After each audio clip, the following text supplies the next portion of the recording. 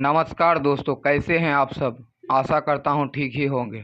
दोस्तों, मैंने अपने संगीत के पिछले वीडियो में संगीत शब्द की उत्पत्ति, संगीत की परिभाषा, संगीत के प्रकार, वर्ण, वर्ण के प्रकार, वर्ण की परिभाषा और इससे संबंधित बहुत सी जानकारियां मैंने आप लोगों को दिया, जो बिहार बोर्ड के कक्षा 12 के छात्रों के लिए बहुत आवश्यक है। आज के वीडियो में हम लोग संगीत से संबंधित महत्वपूर्ण परिभाषा, नाद, श्रुति, स्वर और इसके प्रकार के बारे में विस्तार से जानकारी प्राप्त करेंगे। तो आइए दोस्तों, बिना देरी किए हुए आज का क्लास यहीं से आरंभ करते हैं। दोस्तों, आज की क्लास का सबसे पहला बिंदु है नाद।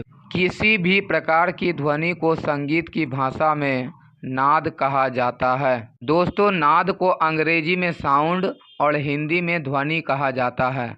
अर्थात हम जो भी बोलते हैं उस आवाज़ को नाद कहते हैं। नाद दो तरह के होते हैं, आहत नाद और अनाहत नाद। आहत नाद वह है जो घर्षण से उत्पन्न होती है, जिसे सुन सकते हैं। दोस्तों, आहत नाद का प्रयोग संगीत में किया जाता है। दोस्तों, वह ध्वनि जो बिना किसी घर्षण के उत्पन्न होती है और जिसे हम सुन नहीं सकते हैं, उसे अनाहत नाद कहते हैं। चूँकि हम इसे सुन नहीं सकते हैं, इसलिए इसका प्रयोग संगीत में कभी भी नहीं की जा सकती है। जब हम अपने हाथों के अंगुलियों से दोनों कानों को जोर से दबाते हैं तो हमें अनाहत नाद की ध्वनि सुनाई पड़ती है। इसका प्रयोग बड़े बड़े ऋषि मुनि लोग अपने ध्यान के लिए किया करते हैं। आहत नाद के दो प्रकार होते हैं, मधुर ध्वनि और कर्कश ध्वनि। जो ध्वनि कर्णप्रिय हो उसे मधुर ध्वनि कहते हैं। दोस्तों, मधुर ध्वनि का प्रयोग संगीत में किया जाता है। कर्कश ध्वनि वह है जो किसी के भी कानों को प्रिय न लगे। दोस्तों, कर्कश ध्वनि का प्रयोग संगीत में नहीं किया जा सकता है। अगली बिंदु है श्रुति। दोस्तों, संगीत में प्रयोग होने वाले वह आवाज़ जो स्पष्ट रूप से एक दूसरे की अलग पहचान रखती है, श्रुति कहलाती है। श्रुति की संख्या 22 होती है। दोस्तों, नाद और श्रुति में अंतर यही है कि नाद को कभी पहचान नहीं सकते हैं और श्रुतियों को अलग अलग रूप में हम पहचान सकते हैं। दोस्तों, यदि अब तक आपने मेरे YouTube चैनल के एस फॉर एजुकेशन पॉइंट को सब्सक्राइब नहीं किया तो सब्सक्राइब करें, और यदि वीडियो अच्छा लग रहा हो तो लाइक और कमेंट करना ना भूलें। साथ ही इस वीडियो को अपने दोस्तों के साथ शेयर करना ना भूलें। इस अध्याय की अगली बिंदु है स्वर। संगीत में प्रयोग होने वाला वह ध्वनि जो सुनने में कर्णप्रिय हो और श्रोताओं का ध्यान अपनी ओर आकर्षित करे, स्वर कहलाती है। दोस्तों, स्वर संगीत का आधार है। स्वर ही संगीत का प्राण है।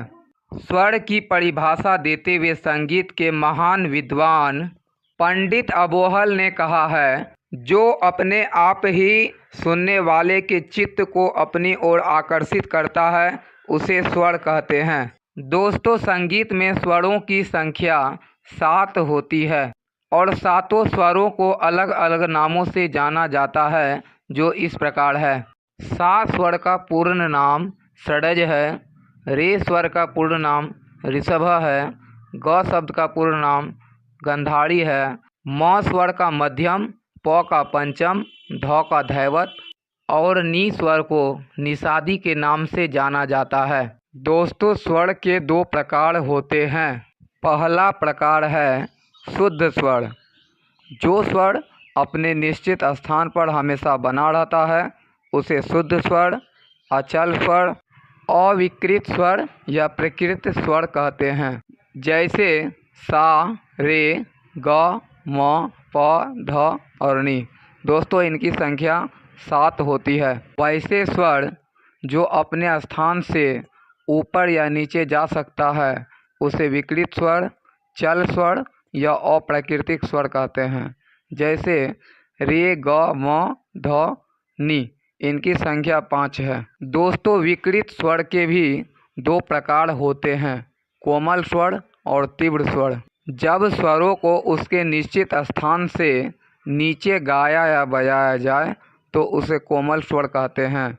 जैसे रे, ग, ध, नी कोमल स्वर के उदाहरण हैं। जब स्वरों को उसके निश्चित स्थान से एक स्केल ऊपर उठा करके गाया या बजाया जाए तो उसे तीव्र स्वर कहते हैं। मौ तीव्र स्वर का उदाहरण है। तो दोस्तों, आज के वीडियो में हम लोगों ने सीखा नाद किसे कहते हैं, नाद कितने प्रकार के होते हैं, ध्वनि किसे कहते हैं, ध्वनि कितने प्रकार के होते हैं, स्वर क्या है, स्वर के कितने प्रकार होते हैं, तथा श्रुति क्या होती है। आज के वीडियो में इतना ही। अगले वीडियो में वादी स्वर, विवादी स्वर, राग, अनुवादी स्वर इत्यादि लेकर के आपके बीच आऊँगा। तब तक के लिए बहुत बहुत धन्यवाद।